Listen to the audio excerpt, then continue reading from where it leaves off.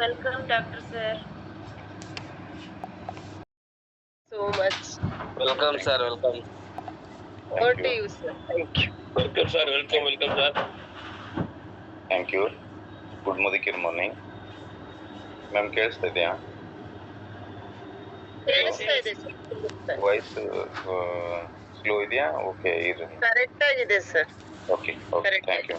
Okay, thank you ma'am, thank you. Yes, ಮತ್ತೊಂದು ಸಾರಿ ಎಲ್ಲರಿಗೂ ಗುಡ್ ಮಾರ್ನಿಂಗ್. ಹೊಸಬ್ರು ಯಾರಾದ್ರೂ ಇದ್ರೆ ಶುಭ ಶುಕ್ರವಾರದ ಶುಭ ನಮನಗಳನ್ನ ತಿಳಿಸ್ತಾ, ಎಸ್, ಮ್ಯಾಮ್ ಪರಿಚಯ ಮಾಡಿಕೊಟ್ರು, ತುಂಬಾ ಚೆನ್ನಾಗಿ ಪರಿಚಯ ಮಾಡಿಕೊಟ್ರು. ಎಸ್, ಅದೇ ತರನೇ ನಮ್ಗೆ ತುಂಬಾ ಅವಶ್ಯಕವಾಗಿ ಬೇಕಾಗಿರ್ತಕ್ಕಂಥದ್ದು ಆರೋಗ್ಯ ಅಂತ ಹೇಳ್ಬಿಟ್ಟು ಎಲ್ರಿಗೂ ಗೊತ್ತಿದೆ. ಯಾಕಂದ್ರೆ ಆರೋಗ್ಯಕ್ಕೆ ಬೇರೆ ಏನು ನಾವು ಹೋಲಿಕೆ ಮಾಡ್ಲಿಕ್ಕಾಗಲ್ಲ. ಅದಕ್ಕೆ ಸರಿ ಸಮಾನವಾಗಿ ಇದ್ದಿದ್ದು ಕೋಟಿ ಇದೆ ಅಂದ್ರೂ ಕೂಡ ನಮ್ಮ ಆರೋಗ್ಯದ ಮುಂದೆ ಅದು ಯಾವ ಲೆಕ್ಕನೂ ಅಲ್ಲ. ಆಕ್ಚುಲಿ ಅಂದ್ರೆ ಆರೋಗ್ಯವನ್ನ ನಾವು ಹೋಲಿಕೆ ಮಾಡ್ತಕ್ಕಂಥದ್ದು ವಸ್ತು ಭೂಮಿ ಮೇಲೆ ಮತ್ತೊಂದಿಲ್ಲ ಅಂತ ಹೇಳಿದ್ರೆ ತಪ್ಪಾಗ್ಲಿಕ್ಕಿಲ್ಲ.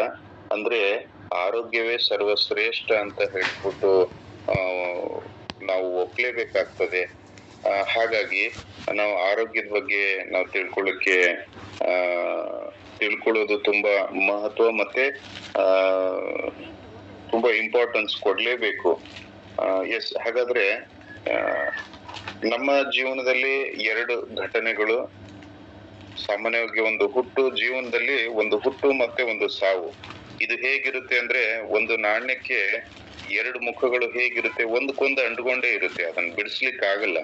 ಅಂದ್ರೆ ಇಲ್ಲ, ನಾವು ಅದನ್ನ ಒಂದು ಬೇರೆ ಬೇರೆ ಮಾಡ್ತೀವಿ ಅಂತಂದ್ರೆ ಆಗ್ಲಿಕ್ಕೆ ಆಗಲ್ಲ. ಅಂದ್ರೆ ಹಾಗೆ ಮನುಷ್ಯನ ಜೀವನದಲ್ಲಿ ನಾವು ಇವತ್ತು ಹುಟ್ಟಿದೀವಿ ಅಂತಂದ್ರೆ ನಮ್ ಹಿಂದೆನೆ ಒಂದು ಸಾವು ಅನ್ನೋದು ಇದ್ದೇ ಇರುತ್ತೆ. ಅದು ಯಾವತ್ತಾದ್ರೂ ಬರ್ಬೋದು. ಅದು ಕೂಡ ಹಾಗೆ ಒಂದು ನಾಣ್ಯದ ಎರಡು ಮುಖಗಳು ಹೇಗಿದೆ, ಹಾಗೆ ನಮ್ ಜೀವನದ ಒಂದು ಭಾಗ ಅಂತಂದ್ರೆ ಹುಟ್ಟು ಮತ್ತೆ ಸಾವು ಅಂತ ಹೇಳ್ತೀವಿ.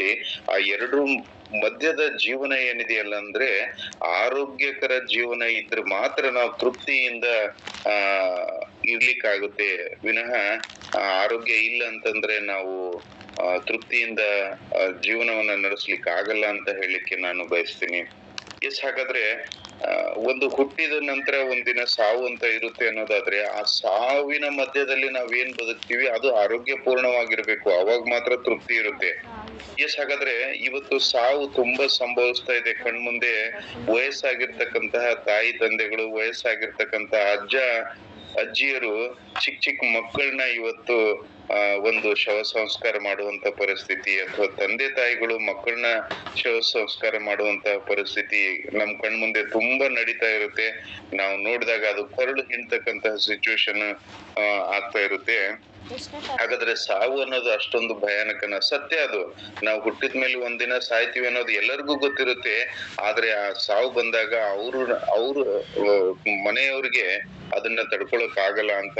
ಬಟ್ ವಿಶೇಷವಾಗಿ ಇವತ್ತಿನ ಒಂದು ದಿನದಲ್ಲಿ ಈ ಸಾವು ಅನ್ನೋದಕ್ಕೆ ಟಾಪ್ 10 ಕಾಸಸ್ ಅಲ್ಲಿ ಒಂದು ತಿಳ್ಕೊಳ್ಬೇಕಾಗಿರ್ತಕ್ಕಂಥದ್ದು ಅವಶ್ಯವಾಗಿದೆ. ನಾನು ಅದನ್ನ ತಗೊಂಡು ಹೋಗ್ತೀನಿ, ಆ ಪಾರ್ಟ್ ಅನ್ನ. ಹಾಗಾದ್ರೆ ಡೆತ್ ಅಂದ ತಕ್ಷಣನೇ ಇವತ್ತಿನ ದಿನದಲ್ಲಿ ಸಾವಿಗೆ ಅತಿ ಮುಖ್ಯವಾಗಿರ್ತಕ್ಕಂಥ 10 ಕಾರಣಗಳು ಇದೆ. ಅಂದ್ರೆ 10 ರೀಸನ್ಸ್ ಇಂದ ನಮ್ಗೆ ಸಾವಂತಕ್ಕಂತ ಸಂಭವಿಸ್ತದೆ. ಅದರಲ್ಲಿ ವಿಶೇಷವಾಗಿ ಮೊದಲನೇ ನೋಡೋದಾಯ್ತು ಅಂತಂದ್ರೆ ಹಾರ್ಟ್ ಡಿಸೀಸ್. ಅಂದ್ರೆ ಇದೆಲ್ಲ ನಮಗ್ ಗೊತ್ತಿರ್ಬೇಕು. ಅಂದ್ರೆ ಎಷ್ಟು ಮನುಷ್ಯನಿಗೆ ಯಾವುದು ಭಯಾನಕವಾಗಿದೆ ಅಂತ ನಾವು ತಿಳ್ಕೊಂಡಾಗ ಮಾತ್ರ ಅದ್ರ ಕಡೆ ನಾವು ಗಮನ ವಹಿಸ್ಲಿಕ್ಕೆ ಸಾಧ್ಯ ಆಗುತ್ತೆ. ಅದಕ್ಕೆ ನಮ್ಮ ಇವತ್ತಿನ ಒಂದು ಕಾಲದಲ್ಲಿ, ಇವತ್ತಿನ ದಿನದಲ್ಲಿ ಸಾವಿಗೆ ಅತಿ ಹೆಚ್ಚು ಜನ ಸಾಯ್ತಾ ಇರೋದು ಅಂತಂದ್ರೆ ಅದಕ್ಕೆ 10 ಕಾರಣಗಳು. ಆ 10 ಕಾರಣಗಳು ಒಂದೊಂದೇ ಹೇಳ್ತಾ ಹೋಗ್ತೀನಿ. ಮೊದಲನೇದು ಬಂದ್ಬಿಟ್ಟು ಹಾರ್ಟ್ ಡಿಸೀಸ್. ನಿಮಗ್ ಗೊತ್ತಿದೆ, ಊಟ ಮಾಡ್ಬಿಟ್ಟು ಈಚೆ ಕಡೆ ವಾಕ್ ಮಾಡ್ಬೇಕು ಅಂತಂದ ಹೇಳ್ಬಿಟ್ಟು ಬಂದಾಗ ಕೆಮ್ಮಿಗೆ ಅಲ್ಲೇ ಬ್ಲಡ್ ಇದಾಗಿ ಊಟ ಮಾಡ್ಕೊಂಡು ಈಚೆ ಕಡೆ ಬಂದ್ ಸುಮ್ನೆ ವಾಕ್ ಮಾಡ್ತಾ ಇದ್ರೆ ಹೋಗ್ತದೆ. ನಿಮ್ಗೆ ಗೊತ್ತಿದೆ, ಚೇರ್ ಮೇಲೆ ಕೂತಿರ್ತಾರೆ, ಚೇರ್ ಮೇಲೆ ಕೂತಂಗೆನೆ ಹಾರ್ಟ್ ಅಟ್ಯಾಕ್ ಆಗಿ ಹೋಗ್ತಾರೆ. ಮಲ್ಕೊಂಡಿರ್ತಾರೆ, ಮಲ್ಕೊಂಡವ್ರು ಹೇಳೋದಿಲ್ಲ. ಅಂದ್ರೆ ಅನ್ಎಕ್ಸ್ಪೆಕ್ಟೆಡ್ ಎಷ್ಟು ಭಯಾನಕವಾಗಿದೆ ಅಂದ್ರೆ ಇವತ್ತು ಹಾರ್ಟ್ ಡಿಸೀಸು. ಎಕ್ಸ್ಪೆಕ್ಟೇ ಮಾಡಕ್ಕಾಗಲ್ಲ. ಹೊಸ್ಲಿ ದಾಟ್ತೀವಿ, ಮಧ್ಯದಲ್ಲೇನೆ ಬೀಳ್ತೀವಿ, ಹೇಳಕ್ಕಾಗಲ್ಲ ಹೇಗೆ ಆಗುತ್ತೆ ಅಂತಾನು ಗೊತ್ತಿಲ್ಲ. ಅದಕ್ಕೆ ಇವತ್ತಿನ ಒಂದು ಸಾವಿಗೆ ಅತಿ ಮುಖ್ಯ ಕಾರಣ ಅಂತಂದ್ರೆ ಹಾರ್ಟ್ ಡಿಸೀಸ್. ಏನಪ್ಪಾ ಇದು ಯಾವ್ದೋ ಆರೋಗ್ಯದ ಬಗ್ಗೆ ಹೇಳ್ತೀನಿ ಅಂತಾರೆ, ಬರೀ ಸಾವು ಬಗ್ಗೆ ಮಾತಾಡ್ತಾರೆ ಅಂತ ಅನ್ನೋದು ಅನ್ಕೋಬಹುದು. ಬಟ್ ಇದಕ್ಕೆಲ್ಲ ಕಾರಣ ಏನಂದ್ರೆ ನಮ್ಮ ಇವತ್ತಿನ ಒಂದು ಲೈಫ್ ಸ್ಟೈಲು, ನಮ್ಮ ಸ್ಟ್ರೆಸ್, ಇದೆಲ್ಲ ಕಾರಣ ಇರುತ್ತೆ. ಅದಕ್ಕೆ ಈ ಎಲ್ಲ ಕಾಯಿಲೆಗಳಿಗೆ ಏನ್ ಕಾರಣ ಇರುತ್ತೆ ಅಂದ್ರೆ ಕೆಲವೊಂದು ನಮ್ಮಿಂದನೇ ತಪ್ಪುಗಳು ಆಗ್ತಾ ಇರುತ್ತೆ. ಅದನ್ನ ನಾವು ಹೇಗ್ ಸರಿ, ಈಗ ಹಾರ್ಟ್ ಡಿಸೀಸ್ ಅಂತಂದ್ರೆ ಕೆಲವೊಂದು ತುಂಬಾ ಕೊಲೆಸ್ಟ್ರಾಲ್ ಇರುತ್ತೆ, ನೆಗ್ಲಿಜೆನ್ಸಿ ಇರುತ್ತೆ ಕೆಲವೊಬ್ಬರಲ್ಲಿ, ಮತ್ತೆ ತುಂಬಾ ಜಂಕ್ ಫುಡ್ ಗಳನ್ನ ತಗೊಳ್ಳೋದು, ಕೊಲೆಸ್ಟ್ರಾಲ್ ಫುಡ್ ಗಳನ್ನ ತಗೊಳ್ಳೋದು, ಮತ್ತೆ ಯೋಗ, ವ್ಯಾಯಾಮ, ವಾಕಿಂಗ್ ಇದೆಲ್ಲ ಮಾಡದೇ ಇರೋದು ನಮ್ಮ ತಪ್ಪುಗಳಲ್ವಾ. ನಮ್ಮ ತಪ್ಪುಗಳಿಂದನೇ ಕೆಲವೊಂದ್ಸರಿ ನಾವೇ ಅದಕ್ಕೆ ನಮ್ಗೆ ಈ ತರ ಪ್ರಾಬ್ಲಮ್ ಇದೆ ಅಂದ್ರೂ ಕೂಡ ಅದಕ್ಕೆ ಸೊಲ್ಯೂಷನ್ ಹೇಳಿದಾಗ್ಲೂ ನಾವು ಅದನ್ನ ಮಾಡದೇ ಇರೋದು ಇನ್ನು ನಾವು ಅದಕ್ಕೆ ಸಪೋರ್ಟ್ ಕೊಟ್ಟಂಗ ಆಗ್ತದೆ. ಅಂದ್ರೆ ನಾವೇ ಸಾವನ್ನ ಹತ್ತಿರದಲ್ಲಿ ತಗೊಂಡಂಗಾಗುತ್ತೆ. ಅದಕ್ಕೆ ನಾನು ಆ ಕಾರಣನ ಹಾರ್ಟ್ ಡಿಸೀಸ್ ಬರಬಾರ್ದು ಅಂತಂದ್ರೆ ಅದಕ್ಕೆ ಏನ್ ಮಾಡ್ಬೇಕು ಅನ್ನೋದು ನಮ್ ಗಮನದಲ್ಲಿ ಇರ್ಬೇಕು ಅನ್ನೋ ಉದ್ದೇಶದಿಂದ ನಾನು ಹೇಳ್ತಾ ಇದೀನಿ. ಎಸ್, ಹಾಗಾದ್ರೆ ಮೊದಲನೇ ಕಾರಣ ಹಾರ್ಟ್ ಡಿಸೀಸ್. ಇವತ್ತಿನ ಅತಿ ಹೆಚ್ಚಿನ ಸಂಖ್ಯೆ ಸಾಯ್ತಾ ಇರೋದು ಹಾರ್ಟ್ ಡಿಸೀಸ್, ಹೃದಯ ರೋಗದ ತೊಂದರೆಯಿಂದ ಸಾಯ್ತಾ ಇದ್ದಾರೆ. ಎರಡನೇದು ಕ್ಯಾನ್ಸರ್ ಕಾಯಿಲೆಯಿಂದ. ಮೂರನೇದು ಲಂಗ್ ಡಿಸೀಸ್ ಅಂದ್ರೆ ಶ್ವಾಸಕೋಶಗಳ ಕಾಯಿಲೆಗಳಿಂದ ಸಾಯ್ತಾ ಇದ್ದಾರೆ. ನಾಲ್ಕನೇದು ಸ್ಟ್ರೋಕ್, ಬ್ರೈನ್ ಹೆಮರೇಜ್ ಆಗೋದ್ರಿಂದ. ನೋಡಿ, ಎಷ್ಟೋ ಜನರಿಗೆ BP ತುಂಬಾ ಹೈ ಇರುತ್ತೆ. ನಾವು ಎಷ್ಟೋ ಹೇಳ್ತೀವಿ, ಕೆಲವು ಜನ, ನಾನೇ ನನ್ನ ಪ್ರಾಕ್ಟಿಕಲ್ ಲೈಫ್ ಅಲ್ಲಿ ನಾನು ನೋಡಿದೀನಿ, ಸುಮಾರು ಜನರಿಗೆ BP ಇಲ್ಲಪ್ಪ, ನಿಂಗೆ ತುಂಬಾ ಜಾಸ್ತಿ ಇದೆ ನೋಡು, ಸ್ವಲ್ಪ ಸರಿಯಾದ ರೀತಿಯಲ್ಲಿ ಆಹಾರದ ಶೈಲಿ ಬದಲಾಯಿಸ್ಕೋ, ಆಮೇಲೆ ವಾಕಿಂಗ್ ಮಾಡ್ಕೋ, ಯೋಗ ಮಾಡ್ಕೋ, ಪ್ರಾಣಾಯಾಮ ಮಾಡ್ಕೋ, ಸ್ವಲ್ಪ ಆಹಾರ ಪದ್ಧತಿ ಬದಲಾಯಿಸು, ವಾಕ್ ಮಾಡು ಅಂತಂದು ಹೇಳಿದ್ರೆ ಎಷ್ಟೋ ಜನ ನಮ್ಮನ್ನೇ ಗೇಲಿ ಮಾಡಿದ್ದುಂಟು. ಯಾಕೆಂದ್ರೆ ಹೇಳ್ತಾರೆ ಅವರು, ಸರ್ BP ಇದ್ರೆ ಕೋಪ ಬರುತ್ತೆ ಅಂತಾರೆ, ತಲೆ ಸುತ್ತ ಬರುತ್ತೆ ಅಂತಾರೆ. ನಾನು ಒಂದಿನನು ನನಗ್ ತಲೆ ಸುತ್ತ ಅನ್ನೋದಿಲ್ಲ, ಕೋಪ ಬಂದಿದ್ದೇ ಇಲ್ಲ. ಯಾರ ಹತ್ರ ಹೋದ್ರು ನಾರ್ಮಲ್ ಇದೆ ಅಂತಾರೆ. ಏನ್ ಸರ್ ನೀವು ಹಿಂಗ್ BP ಇಷ್ಟೊಂದಿದೆ ಅಂತ ಹೇಳ್ತೀರಾ ಅಂತ ಹೇಳ್ಬಿಟ್ಟು ಎಷ್ಟೋ ಜನ ಹೇಳಿದ್ಕೆ ತಿರುಗಿ ಉತ್ತರ ಕೊಟ್ಟು ಹೋಗಿರೋ ಘಟನೆಗಳಿದೆ. ಯಾಕೆ ಅಂತಂದ್ರೆ ನೋಡಿ, ಅವರಲ್ಲಿ ಇರೋ ಪ್ರಾಬ್ಲಮ್ ಅನ್ನ ನಾವು ಹೇಳ್ದಾಗ್ಲೂ ಅವ್ರ ಮನಸ್ಥಿತಿ ಹೇಗಿರುತ್ತೆ ಅಂದ್ರೆ, ಹೌದಪ್ಪ ನನಗೆ ಈ ತರ ಇದೆಯಲ್ಲ, ನನ್ನ ಆರೋಗ್ಯದಲ್ಲಿ ಬದಲಾವಣೆ ಮಾಡ್ಕೋಬೇಕು ಅನ್ನೋ ಮನಸ್ಥಿತಿ ಅವರಲ್ಲಿ ಇರ್ಲಾರ್ದಾಗ ಏನಾಗುತ್ತೆ, ಆಟೋಮೆಟಿಕ್ ಆಗಿ ಸ್ಟ್ರೋಕ್ ಆಗುತ್ತೆ. ತುಂಬಾ ಬ್ಲಡ್ ಪ್ರೆಷರ್ ಹೈ ಆಗೋದ್ರಿಂದ ಏನಾಗುತ್ತೆ, ಅವಾಗ ಮೆದುಳಿನ ರಕ್ತನಾಳಗಳು ಓಪನ್ ಆಗುತ್ತೆ, ಬ್ಲಡ್ ಎಲ್ಲ ಲೀಕೇಜ್ ಆಗ್ಬಿಟ್ಟು ಕಣ್ಣು, ಮೂಗು, ಬಾಯಿ, ಕಿವಿಯಿಂದ ಬ್ಲಡ್ ಬಂದ್ಬಿಟ್ಟು ಸ್ಟ್ರೋಕ್ ಆಗಿ ಡೆತ್ ಆಗ್ತಾರೆ. ಅಂದ್ರೆ ಆ ಕಾರಣಕ್ಕೋಸ್ಕರ ಮೇನ್ ಅದಕ್ಕೆ ಇಂಪಾರ್ಟೆಂಟ್ ಇನ್ನೊಂದೇನು ಅಂದ್ರೆ BP ಕಂಟ್ರೋಲ್ ಇಟ್ಕೋಬೇಕು, ನಾರ್ಮಲ್ ಇಟ್ಬೇಕಾಗಿರೋದಕ್ಕಂತದ್ದು ನಮ್ ಕರ್ತವ್ಯ. ನಾವಿವತ್ತು ಇದೆ ಅಂತ ಹೇಳಿದ್ರು ಎಷ್ಟೋ ಜನ, ಅಯ್ಯೋ ಸರ್ ಒಂದ್ಸರಿ ತಗೊಂಡ್ಬಿಟ್ರೆ ನಾವು ಜೀವನ ಪರ್ಯಂತ ಮಾತ್ರ ತಗೊಳ್ಬೇಕಾಗತ್ತಲ್ಲ ಸರ್, ನಾನು ಊಟದಲ್ಲೇ ಕಂಟ್ರೋಲ್ ಮಾಡ್ತೀನಿ, ಈ ತರ ನಮ್ಗೆ ಹೇಳಿ ಎಷ್ಟೋ ಜನ ಹೋಗಿರತಕ್ಕಂತ ಉದಾಹರಣೆಗಳು ಇದೆ. ಅಂದ್ರೆ ಇದೆ ಅಂತ ಹೇಳಿದಾಗ ನಾವು ಅದನ್ನ ಕೇರ್ ತಗೊಳ್ಬೇಕಾಗಿರೋದು ನಮ್ ಜವಾಬ್ದಾರಿ ಆಗಿರುತ್ತೆ. ಇದು ನಮ್ ನೆಗ್ಲಿಜಿಯನ್ಸಿ ಅಲ್ವಾ? ಹಾಗಾದ್ರೆ ಈಗ ಒಬ್ರು ಯಾರೋ BP ಇದೆ ಅಂತ ಹೇಳಿದಾಗ ಅದನ್ನ ಕಂಟ್ರೋಲ್ ತಗೊಳ್ಬೇಕಾಗಿರೋದು ನಮ್ ಕರ್ತವ್ಯ ಆಗಿರುತ್ತೆ. ಬಟ್ ಇದೆ ಅಂತ ಹೇಳಿದಾಗ್ಲೂ, ಸರ್ ನಾನ್ ಜೀವನ ಪರ್ಯಂತ ಮಾತ್ರ ನುಂಗಕ್ ರೆಡಿ ಇಲ್ಲ ಸರ್, ನಾನು ವಾಕ್ ಮಾಡ್ತೀನಿ, ಯೋಗ ಮಾಡ್ತೀನಿ, ಪ್ರಾಣಾಯಾಮ ಮಾಡ್ಕೊಂಡೆ ನಾನ್ ಕಂಟ್ರೋಲ್ ಮಾಡ್ಕೋತೀನಿ ಬಿಡಿ, ನನ್ಗೆ ಹೆಂಗ್ ಗೊತ್ತಿದೆ ನಾನ್ ಮಾಡ್ಕೋತೀನಿ ಅಂತ ಹೇಳ್ಬಿಟ್ಟು ರಿಟರ್ನ್ ಮಾತಾಡಿ ಹೋದಾಗ ಏನಾಗುತ್ತೆ? ಅದಕ್ಕೆ ಇದು ಕೂಡ ಒಂದು ಸ್ಟ್ರೋಕ್ ಅಂತಕ್ಕಂಥದ್ದು ಏನಿದೆ, ಈ ಸ್ಟ್ರೋಕ್ ಇಂದ ಕೂಡ ಇವತ್ತಿನ ಒಂದು ಸಂಖ್ಯೆ ತುಂಬಾ ಸಾವನ್ನ ಅನುಭವಿಸ್ತಾ ಇದಾರೆ. ಇನ್ನೊಂದು ಆಕ್ಸಿಡೆಂಟ್. ಇವತ್ ನೋಡಿ ಫಾಸ್ಟ್ ಲೈಫ್, ನೀವು ಚಿಕ್ಕ ಮಕ್ಕಳನ್ನ ನೋಡಿ, ಇನ್ನು ಅವ್ರಿಗೆ DL ಕೂಡ ಇರಲ್ಲ, ಅವ್ರಿಗೆ ಮುಖದ ಮೇಲೆ ಮೀಸೆ ಕೂಡ ಬೆಳ್ದಿರಲ್ಲ, ಅಂಥವ್ರೆಲ್ಲ ಬೈಕ್ ಓಡಿಸ್ತಾರೆ, ಫೀಲಿಂಗ್ ಮಾಡ್ತಾರೆ. ನೀವು ನೋಡ್ತೀರಾ ಇವತ್ತು ಎಂತ ಅಂದ್ರೆ ಈ ಹದಿಹರೆಯದ ವಯಸ್ಸು ಅಂತ ಹೇಳಿರ್ತಾರೆ, ಟೀನ್ ಏಜ್ ಅಂತ ಇರುತ್ತಲ್ಲ, ಆ ಟೀನ್ ಏಜ್ ಅಂತ ಒಂದು ಇದನ್ನು ವೆಹಿಕಲ್ಸ್ ಗಳನ್ನ ನಾವು ಕೊಟ್ಟಾಗ ಏನಾಗುತ್ತೆ ಅಂತಂದ್ರೆ ಅವ್ರಿಗೆ ಏನೋ ಒಂದು ಮೋಜು ಮಸ್ತಿ, ಬಟ್ ಅದರಿಂದ ಏನಾದ್ರೂ ತೊಂದ್ರೆ ಆದ್ರೆ ಆ ನೋವು ಇಡೀ ಆ ತಾಯಿ ತಂದೆ ಲೈಫ್ ಅನ್ನ ಕಳೆದು ಬಿಡ್ತದೆ. ಅಜ್ಜ ಅಜ್ಜಿಯರ ಜೀವನನೇ ಒಂದು ಇದನ್ ಮಾಡ್ತದೆ, ನೋವಲ್ಲಿ ಮೊಳಗಿಸ್ತದೆ. ಆ ಚಿಕ್ಕ ಮಕ್ಳಿಗೆ ಗೊತ್ತಿರಲ್ಲ, ಅವ್ರಿಗೆ ಬೈಕ್ ಗಳನ್ನ ಓಡಿಸ್ಬೇಕು ಅನ್ನೋ ಶೋಕಿ ಮಾತ್ರ ಗೊತ್ತಿರುತ್ತೆ. ಬಟ್ ಅದ್ರ ಹಿಂದೆ ಅದ್ರ ಸಾವಾಯ್ತು ಅಂತಂದ್ರೆ ಆ ಮನೆ ಎಷ್ಟು ದುಃಖದಲ್ಲಿ ಮುಳುಗುತ್ತೆ, ಅಥವಾ ಅದು ಎಷ್ಟು ಜನ ಅದರಿಂದ ನೋವು ಅನುಭವಿಸ್ತದೆ ಅಂತ ಯಾರಿಗೂ ಗೊತ್ತಿರಲ್ಲ. ಹೀಗಾಗಿ ನಾವೇ ಕೆಲವೊಂದ್ಸರಿ ದೊಡ್ಡವರು ತಪ್ಪು ಮಾಡ್ತೀವಿ. ಚಿಕ್ಕ ಮಕ್ಳಿಗೆ ಏನ್ ಗೊತ್ತು, ಅವ್ರಿಗೆ ಲೈಫ್ ಅಂದ್ರೆ ಏನೋ ಗೊತ್ತಿರಲ್ಲ. ಹೀಗಾಗಿ ವೆಹಿಕಲ್ಸ್ ಗಳನ್ನ ಕೊಡ್ತೀವಿ, ಕೆಲವೊಂದು ಅನ್ಎಕ್ಸ್ಪೆಕ್ಟೆಡ್ ಆಕ್ಸಿಡೆಂಟ್ ಆಗುತ್ತೆ, ಅದಕ್ಕೇನು ಮಾಡ್ಲಿಕ್ಕೆ ಆಗಲ್ಲ. ಆತರ ಸಾವುಗಳಾದ್ರೆ ಅದೇ ಕಾರಣನೇ ಬೇರೆ, ವಿಧಿಲಿಖಿತ ಇರುತ್ತೆ. ಬಟ್ ಕೆಲವೊಂದು ಓವರ್ ಸ್ಪೀಡ್ ಹೋಗೋದು, ಈ ಫೀಲಿಂಗ್ ಮಾಡೋದು, ಈ ತರ ಅನ್ಎಕ್ಸ್ಪೆಕ್ಟೆಡ್ ಕೆಲವೊಂದು ಮಕ್ಕಳು ಮಾಡೋದ್ರಿಂದ ಏನಾಗುತ್ತೆ, ಅದು ಪೇರೆಂಟ್ಸ್ ಗೆ ಒಂದು ಜೀವನನೇ ನಾಶ ಅನ್ನೋ ರೀತಿ ಆಗ್ಬಿಡ್ತದೆ. ಯಾಕಂದ್ರೆ ಮಕ್ಕಳು ತಾಯಿ ತಂದೆ ಅಥವಾ ಪೇರೆಂಟ್ಸ್ ಮುಂದೆನೆ ಮಕ್ಕಳು ಆತರ ಮಾಡ್ಕೊಂಡಾಗ ಹೇಗೆ ಹೇಗಿರುತ್ತೆ, ಅದಕ್ಕೆ ಆಕ್ಸಿಡೆಂಟ್ ಕೆಲವು ಅನಿರೀಕ್ಷಿತವಾಗಿ ಬರುತ್ತೆ, ಅದಕ್ಕೆ ಏನು ಮಾಡಕ್ಕಾಗಲ್ಲ. ಆಕ್ಸಿಡೆಂಟ್ ಕೂಡ ಒಂದು ಕಾರಣ. ನೋಡಿ ಈಗ ಎಷ್ಟು 5 ಹೇಳಿದೆ. ಒಂದು ಹಾರ್ಟ್ ಡಿಸೀಸು, 2ನೇದು ಕ್ಯಾನ್ಸರು, 3ನೇದು ಲಂಗ್ ಡಿಸೀಸು, 4ನೇದು ಸ್ಟ್ರೋಕು, 5ನೇದು ಆಕ್ಸಿಡೆಂಟ್ಸ್. ಅತಿ ಹೆಚ್ಚಿನ ಬೆಳಗ್ಗೆದ್ರೆ ನೀವು ಪೇಪರ್ ತಗೊಳ್ಳಿ, ಅಲ್ಲಿ ಆಕ್ಸಿಡೆಂಟ್ ಆಯ್ತು, ಇಲ್ಲಿ ಆಕ್ಸಿಡೆಂಟ್ ಆಯ್ತು, ಮುಖಾಮುಖಿ ಬಸ್ ಡಿಕ್ಕಿ ಆಯ್ತು, ಪಾದಚಾರಿಗಳ ಮೇಲೆ ಹರಿದು ಹೋಯ್ತು. ನೀವು ಎಲ್ಲಾದ್ರೂ ನೋಡಿ, ಹೇಗಾದ್ರೂ ಮಾಡಿ, ಇಲ್ಲ ಒಂದು ಹಿಮ ಕುಸಿತ ಬಂದ್ ಬಿದ್ದೋಯ್ತು, ನದಿ ಪ್ರವಾಹ ಆಯ್ತು, ಇಲ್ಲ ಭೂಕಂಪ ಆಯ್ತು, ಇಲ್ಲ ಜ್ವಾಲಾಮುಖಿ ಆಯ್ತು, ಅಷ್ಟು ಸಾವಾಯ್ತು, ಇಷ್ಟು ಸಾವಾಯ್ತು. ಅನ್ಎಕ್ಸ್ಪೆಕ್ಟೆಡ್ ಆಕ್ಸಿಡೆಂಟ್, ಏನೋ ಒಂದು ಆಕ್ಸಿಡೆಂಟ್ ಆಗಿ ಸಾವುಗಳು ಸಂಭವಿಸ್ತಾ ಇರುತ್ತೆ. ಅದು ಕೂಡ ತುಂಬಾ ಜಾಸ್ತಿ ಆಗಿದೆ ಇವತ್ತು. ಮತ್ತೆ ಅದ್ರ ಜೊತೆಗೆ ಅಲ್ಜಿಮರ್ಸ್ ಡಿಸೀಸ್ ಅಂತ ಹೇಳ್ತೀವಿ, 6ನೇದು. 7ನೇದು ಡಯಾಬಿಟಿಸ್ ಅಂತ ಹೇಳ್ತೀವಿ. ಯಾಕಂದ್ರೆ ಇವತ್ತು ಭಾರತದಲ್ಲಿ ಅತಿ ಹೆಚ್ಚಿನ ಪ್ರಮಾಣದಲ್ಲಿ ಇರೋದೇ ಭಾರತ ದೇಶದಲ್ಲಿ ಡಯಾಬಿಟಿಸ್ ಪೇಷಂಟ್ಗಳು, ಅಂದ್ರೆ ಶುಗರ್ ಪೇಷಂಟ್ಗಳು, ಸಕ್ಕರೆ ಕಾಯಿಲೆಯಿಂದ ಬಳತಕ್ಕಂಥವ್ರು. ಇದ್ರ ಬಗ್ಗೆ ನಾನು ನೆಕ್ಸ್ಟ್ ಡೀಟೇಲ್ಸ್ ಹೇಳ್ತೀನಿ ನಾಳೆ. ಹಿಂದೆ 1-2 ಸರಿ ಹೇಳಿದ್ದೀನಿ, ಬಟ್ ಇವಾಗ ನಾನು ಇದರಲ್ಲಿ ಯಾಕೆ ಟಾಪ್ 10 ಡಿಸೀಸಸ್ ಅಂತ ಹೇಳಿದೆ ಅಂದ್ರೆ, ಅದರಲ್ಲಿ ಒಂದು ಡಿಸೀಸ್ ಅನ್ನ ಇವತ್ತು ನಾನು ತಗೊಳ್ತೀನಿ. ಅದು ಸ್ವಲ್ಪ ಶಾರ್ಟ್ ಆಗಿ ಹೇಳ್ಬಿಡ್ತೀನಿ. ಎಸ್, ಹಾಗಾದ್ರೆ ಡಯಾಬಿಟಿಸ್ ಕೂಡ ಒಂದು. ನೆಕ್ಸ್ಟ್ ಕಿಡ್ನಿ ಡಿಸೀಸ್ ಕೂಡ ಒಂದು. ಇವತ್ತು ಅತಿ ಹೆಚ್ಚು ಕಿಡ್ನಿ ತೊಂದರೆಯಿಂದ ಸಾವನ್ನು ಅನುಭವಿಸ್ತಾ ಇದ್ದಾರೆ. ಇನ್ಫ್ಲೂಯೆಂಜಾ ಡಿಸೀಸ್ ಅಂದ್ರೆ ನಿಮೋನಿಯಾ ಅಂತ ಹೇಳ್ಕರಿತೀವಿ, ಅದರಿಂದ ಕೂಡ ಅತಿ ಹೆಚ್ಚಿನ ಸಾವನ್ನು ಸಂಭವಿಸ್ತವೆ. ನೆಕ್ಸ್ಟ್ ಅನ್ನು ಸೂಯಿಸೈಡ್ ಅಂತ ಹೇಳ್ಬಿಟ್ಟು ಕರಿತೀವಿ ನಾವು. ಸೂಯಿಸೈಡ್ ಅಂದ್ರೆ ಆತ್ಮಹತ್ಯೆ ಮಾಡ್ಕೊಳ್ಳೋದು. ನಿಮಗ್ ಗೊತ್ತಿದೆ, ಇವತ್ತಿನ ನಾನು ಹೇಳಿದೆ, ಚಿಕ್ಕ ಚಿಕ್ಕ ಮಕ್ಕಳಲ್ಲಿ ಇವತ್ತು ಏನಾದ್ರು ಹೇಳಿದ್ರೆ ಈ ಮಾಧ್ಯಮಗಳು, ಈ ಟಿವಿ ಮಾಧ್ಯಮಗಳಾಗ್ಲಿ, ಮೊಬೈಲ್ ಅಲ್ಲಾಗ್ಲಿ, ರೀಲ್ಸ್ ಗಳಲ್ಲಾಗ್ಲಿ, ಇದನ್ನೆಲ್ಲ ನೋಡಿ ನೋಡಿ ನೋಡಿ ನೋಡಿ ನೋಡಿ ಏನಾಗ್ಬಿಟ್ಟಿದೆ ಇವಾಗ ಅಂತಂದ್ರೆ, ಚಿಕ್ಕ ಪುಟ್ಟಕ್ಕೂ ಕೆಲವೊಬ್ಬರಿಗೆ ಮನಸ್ಥಿತಿ ಕಂಟ್ರೋಲ್ ಅಲ್ಲಿ ಇರಲ್ಲ.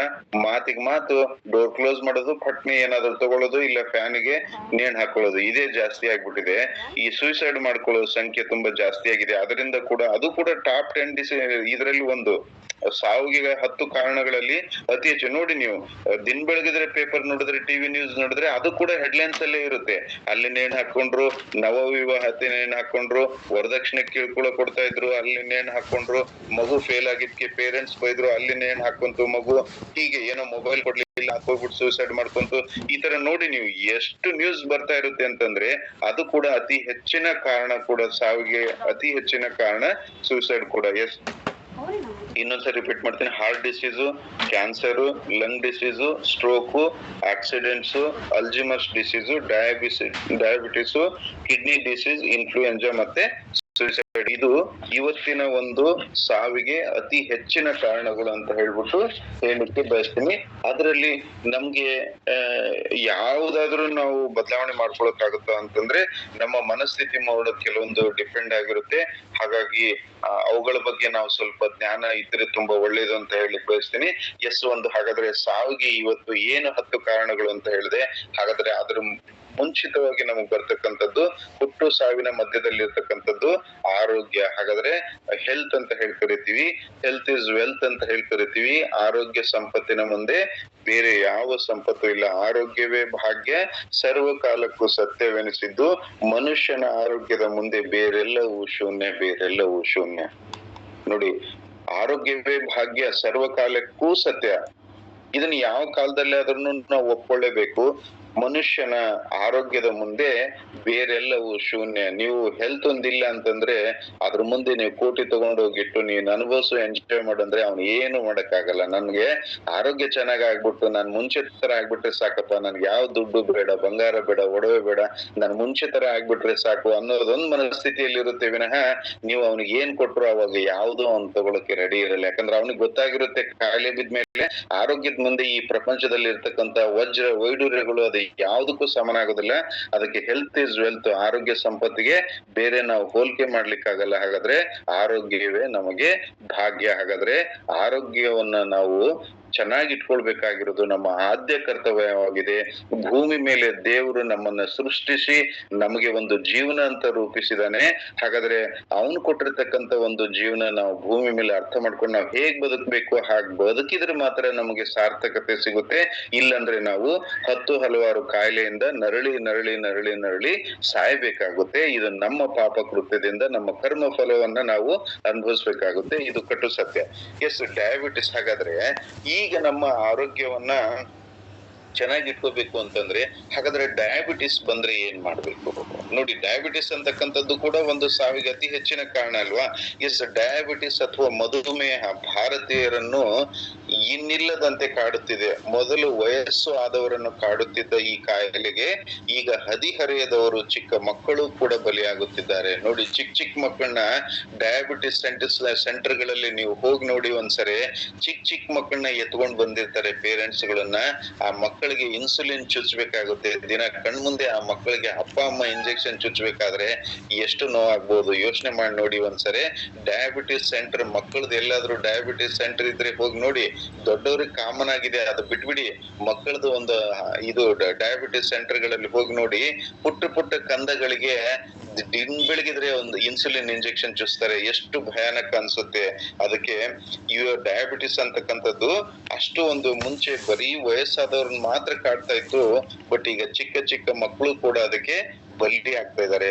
ಹಾಗಾದ್ರೆ ಇದಕ್ಕೆಲ್ಲ ಅತಿ ಹೆಚ್ಚಿನ ಕಾರಣ ಯಾವುದು ಅಂದ್ರೆ ನಮ್ಮ ಅತಿಯಾದ ಒತ್ತಡದ ಜೀವನ, ಸ್ಟ್ರೆಸ್ಫುಲ್ ಲೈಫು. ಓಡ್ತಾನೆ ಇರೋದು. ಎಲ್ಲಿಗೆ ಹೋಗ್ತೀವಿ, ಏನ್ ಮಾಡ್ತಾ ಇದೀವಿ ಅಂತ ಯಾರಿಗೂ ಗೊತ್ತಿಲ್ಲ. ಓಡ್ತಾ ಇರೋದು. ಫಾಸ್ಟ್ ಲೈಫ್, ಒತ್ತಡದ ಜೀವನ, ಅನಿಯಮಿತ ಜೀವನ, ಆಹಾರ ಕ್ರಮ ಸರಿಯಾಗಿರದೇ ಇರೋದು, ವೇಗದ ಬದುಕು, ಒತ್ತಡದ ಜೀವನ, ಅತಿ ವೇಗದ ಬದುಕು ಡಯಾಬಿಟಿಸ್ಗೆ ಬಹುತೇಕ ಕಾರಣಗಳಾಗಿವೆ. ಇವು ನಮ್ಮ ಲೈಫ್ ಅಲ್ಲಿ ಈ ಒಂದು ಸಕ್ಕರೆ ಕಾಯಿಲೆ ಬರ್ಲಿಕ್ಕೆ ಇವು ಕೂಡ ತುಂಬಾ ಕಾರಣಗಳಾಗಿದೆ. ಒತ್ತಡದ ಜೀವನ, ಅನಿಯಮಿತ ಆಹಾರ ಕ್ರಮ ಮತ್ತೆ ವೇಗದ ಬದುಕು ಡಯಾಬಿಟಿಸ್ಗೆ ಬಹುತೇಕ ಕಾರಣಗಳಾಗಿವೆ. ಕೆಲವೊಮ್ಮೆ ಅನುವಂಶಿಕವಾಗಿ ಕೂಡ ಬರುತ್ತೆ. ಇದಕ್ಕೆ ಯಾರು ಏನು ಮಾಡ್ಲಿಕ್ಕಾಗಲ್ಲ. ಈಗ ಹೆರಿಡಿಟರಿ ಆಗಿ ಈಗ ಅಪ್ಪನಿಗಿತ್ತು, ಅಜ್ಜನಿಗಿತ್ತು, ಅಮ್ಮನಿಗಿತ್ತು, ಹೀಗಾಗಿ ವಂಶ ಪಾರಂಪರ್ಯವಾಗಿ ಬಂದಿದೆ. ಅದಕ್ಕೆ ಏನು ಮಾಡ್ಲಿಕ್ಕಾಗಲ್ಲ. ಬಟ್ ಈ ಮೇಲಿನ ಈ ಕಾರಣಗಳಿದೆಯಲ್ಲ, ಇದನ್ನ ನಾವು ಬದಲಾಯಿಸ್ಕೋಬಹುದು. ನಮ್ಮ ಕೈಯಲ್ಲಿದೆ. ಏನೆಲ್ಲ ಮಾಡ್ಬೋದು? ಒತ್ತಡದ ಜೀವನ, ಅನಿಯಮಿತ ಆಹಾರ ಕ್ರಮ, ವೇಗದ ಬದುಕು, ಇವುಗಳನ್ನೆಲ್ಲ ನಾವು ಬದಲಾವಣೆ ಮಾಡ್ಕೊಳ್ಳಿಕ್ಕೆ ಸಾಧ್ಯತೆ ಇದೆ. ಎಸ್, ಆತ್ಮವಿಶ್ವಾಸ ಕಳೆದುಕೊಳ್ಳದೆ ಡಯಾಬಿಟಿಸ್ ಮೇಲೆ ಪರಿತಪಿಸುವುದಕ್ಕಿಂತ ಬರದಂತೆ ಎಚ್ಚರ ವಹಿಸುವುದೇ ಜಾಣತನ. ಹಾಗಾದ್ರೆ ಈಗ ನಮ್ಗೆ ಬರ್ತಾ ಇದೆಯಪ್ಪ, ಬಂದ್ಬಿಟ್ಟಿದೆ ಅಂತ ಹೇಳ್ಬಿಟ್ಟು ಭಯ ಬೀಳೋದ್ರಿಂದ ಇನ್ನೂ ಆರೋಗ್ಯದ ಮೇಲೆ ತೊಂದರೆ ಆಗುತ್ತೆ ವಿನಃ ಅದು ಒಳ್ಳೇದಾಗಲ್ಲ. ಹೀಗಾಗಿ ಬರೋದಕ್ಕಿಂತ ಮುಂಚೆನೆ ನಾವು ಆರೋಗ್ಯದ ಬಗ್ಗೆ ಗಮನ ಕೊಡ್ಬೇಕು. ಹೇಳ್ತಾರಲ್ವಾ, ಕರೆಯಲ್ಲಿ ಜ್ಯೂಸ್ ಕುಡಿಯಪ್ಪ ಸ್ವಲ್ಪ ಜಾಸ್ತಿ. ಅಯ್ಯೋ ನನಗಿಲ್ಲ ಬಿಡ್ರಿ, ನಾನ್ ರಾಗಿ ಮುದ್ದೆ ತಿಂತೀನಿ, ಮೈಯಲ್ಲೆಲ್ಲ ಬೆವರು ಬರುತ್ತರ ಕೆಲಸ ಮಾಡ್ತೀನಿ, ನನಗೆ ಯಾಕೆ ಬರುತ್ತೆ ಕಾಯಿಲೆ? ನಾನ್ ನೋಡಿದ್ರೆ ಓಡಿ ಹೋಗುತ್ತೆ. ಹೌದು, ದೇವ್ರ ಮೊಮ್ಮಗ ಇವನು ಕಾಯಿಲೆ ಬರಲ್ಲ, ಬರ್ದಿಟ್ಟಿದ್ದಾನ ಅವನು ಹಣೆ ಬರದಲ್ಲಿ. ಇಲ್ಲಪ್ಪ, ಇವನಿಗೇನು ತೊಂದರೆ ಕೊಡ್ಬೇಡ, ಇವನಿಗೇನು ನಾನ್ ಕೊಡಲ್ಲ ಅಂತ ಬರ್ದು ಕಳ್ಸಿದಾನೆ.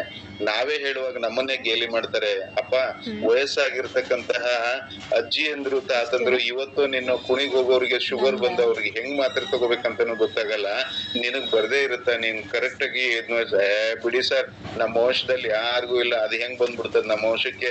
ಎಂತೆಂತ ಮಾತುಗಳು ಮಾತಾಡ್ತಾರೆ ನೋಡ್ಬೇಕು. ನಮ್ ಪ್ರಾಕ್ಟಿಕಲ್ ಲೈಫ್ ಅಲ್ಲಿ ಗೊತ್ತಾಗುತ್ತೆ. ಅದಕ್ಕೆ ಬಂದು ನೋವನ್ನ ಅನುಭವಿಸೋದಕ್ಕಿಂತ ಮುಂಚೆ ಬರದೇ ಇರೋ ಹಾಗೆ ನೋಡ್ಕೊಳ್ಳೋದು ನಮ್ಮ ಒಂದು ಆದ್ಯ ಕರ್ತವ್ಯವಾಗಿರುತ್ತೆ. ಹಾಗಾದ್ರೆ ಸ್ವಲ್ಪ ಡಯಾಬಿಟಿಸ್ ಬಗ್ಗೆ ತಿಳ್ಕೊಂಡ್ಬಿಡೋಣ. ಹಾಗಾದ್ರೆ ಡಯಾಬಿಟಿಸ್ ಅಂದ್ರೆ ಏನು ಅಂದ್ರೆ, ನಾನು ನಿಮ್ ಭಾಷೆಯಲ್ಲಿ ಹೇಳ್ತೀನಿ, ಮೆಡಿಕಲ್ ಟರ್ಮ್ ಅಲ್ಲಿ ಹೇಳಲ್ಲ.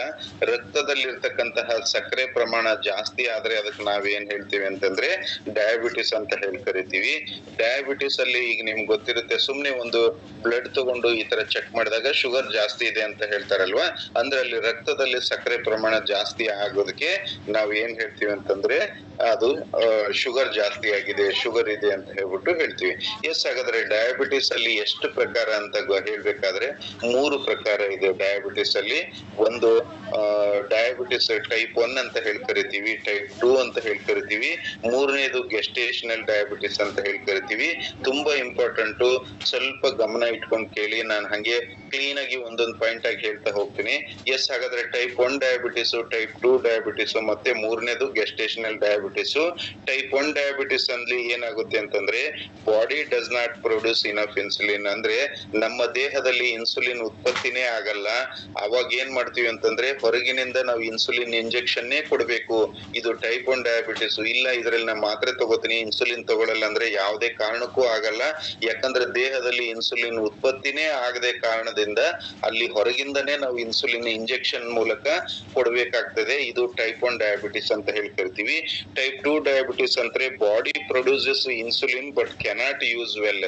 ದೇಹ ಇನ್ಸುಲಿನ್ ಅನ್ನ ಉತ್ಪತ್ತಿ ಮಾಡುತ್ತೆ, ಆದ್ರೆ ಉತ್ಪತ್ತಿ ಆಗಿರ್ತಕ್ಕಂಥ ಇನ್ಸುಲಿನ್ ನಮ್ಮ ದೇಹ ಸರಿಯಾದ ರೀತಿಯಲ್ಲಿ ಬಳಕೆ ಮಾಡಿಕೊಳ್ಳದೆ ಹೋದರೆ ಅದಕ್ಕೆ ಅವಾಗ ನಾವು ಮಾತ್ರೆಯನ್ನು ಕೊಟ್ಟು ಕಂಟ್ರೋಲ್ ಮಾಡ್ಕೋಬಹುದು. ಇದಕ್ಕೆ ಟೈಪ್ 2 ಡಯಾಬಿಟಿಸ್ ಅಂತ ಹೇಳಿ ಕರಿತೀವಿ. ಇಲ್ಲಿ ಇನ್ಸುಲಿನ್ ಅವಶ್ಯಕತೆ ತುಂಬಾ ಕಡಿಮೆ ಇರುತ್ತೆ. ಟೈಪ್ 1 ಡಯಾಬಿಟಿಸ್ ಅಲ್ಲಿ ಕಂಪ್ಲೀಟ್ ನಮ್ಮ ದೇಹದಲ್ಲಿ ಇನ್ಸುಲಿನ್ ಉತ್ಪತ್ತಿ ಆಗೋದೇ ಇಲ್ಲ. ಅಂತ ಸಂದರ್ಭದಲ್ಲಿ ನಾವು ಇನ್ಸುಲಿನ್ ಇಂಜೆಕ್ಷನ್ ಕೊಡೋದ್ರ ಮೂಲಕನೇ ನಾವು ಮ್ಯಾನೇಜ್ ಮಾಡ್ಬೇಕಾಗ್ತದೆ. ಟೈಪ್ 2 ಅಲ್ಲಿ ದೇಹದಲ್ಲಿ ಇನ್ಸುಲಿನ್ ಉತ್ಪತ್ತಿ ಆಗುತ್ತೆ, ಆದ್ರೆ ದೇಹ ಸರಿಯಾದ ರೀತಿಯಲ್ಲಿ ಬಳಕೆ ಮಾಡಿಕೊಳ್ಳದ ಕಾರಣದಿಂದ ಅಲ್ಲಿ ಮಾತ್ರೆಗಳನ್ನ ಕೊಟ್ಟು ನಾವು ಶುಗರ್ ಅನ್ನ ಕಂಟ್ರೋಲ್ಗೆ ತರಬಹುದು. ಮೂರನೇದು ಗೆಸ್ಟೇಷನಲ್ ಅಂತ ಹೇಳಿ ಕರಿತೀವಿ. ಈ ಟೆಂಪರರಿ ಕಂಡೀಷನ್ ಇನ್ ಪ್ರೆಗ್ನೆನ್ಸಿಯಲ್ಲಿ ಇದು ಕೆಲವೊಬ್ಬರಿಗೆ ಏನಾಗುತ್ತೆ ಅಂದ್ರೆ ಗರ್ಭಿಣಿ ಸ್ತ್ರೀಯರಲ್ಲಿ ಕಂಡು ಬರ್ತದೆ. ಅದು ಮತ್ತೆ ಆಫ್ಟರ್ ಡೆಲಿವರಿ ಏನಾಗುತ್ತೆ ಅವ್ರಿಗೆ ಅಂತಂದ್ರೆ ನಾರ್ಮಲ್ ಹಂತಕ್ಕೆ ಬರುತ್ತೆ. ಇದು ಥರ್ಡ್ ಒಂದು ಗೆಸ್ಟೇಷನಲ್ ಅಂತ ಹೇಳಿ ಕರಿತೀವಿ. ಹಾಗಾದ್ರೆ ಈಗ ಶುಗರ್ ಅಂದ್ರೆ ಒಟ್ಟಿಗೆ ಬಂದ್ಬಿಡ್ತದ ಒಂದೇ ಸರಿ, ಇವತ್ತಿಲ್ಲ ಅಂದ್ರೆ ನಾಳೆ ಬೆಳಿಗ್ಗೆ ಶುಗರ್ ಬಂದ್ಬಿಡ್ತದ? ಇಲ್ಲ, ಪ್ರೀ ಡಯಾಬಿಟಿಸ್ ಅಂತ ಹೇಳಿ ಕರಿತೀವಿ.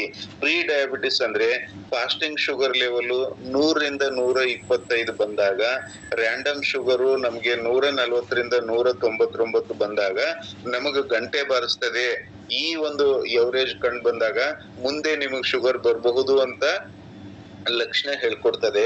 ಇವತ್ತು today India has more pre diabetes than diabetics. ಅಂದ್ರೆ ಈ ಡಯಾಬಿಟಿಸ್ ಪೇಷಂಟ್ ಏನಿದಾರಲ್ಲ ಅದಕ್ಕಿಂತ ಹೆಚ್ಚಿಗೆ ಪ್ರೀ ಡಯಾಬಿಟಿಸ್ ಪೇಷಂಟ್ಗಳು ಇದಾರೆ.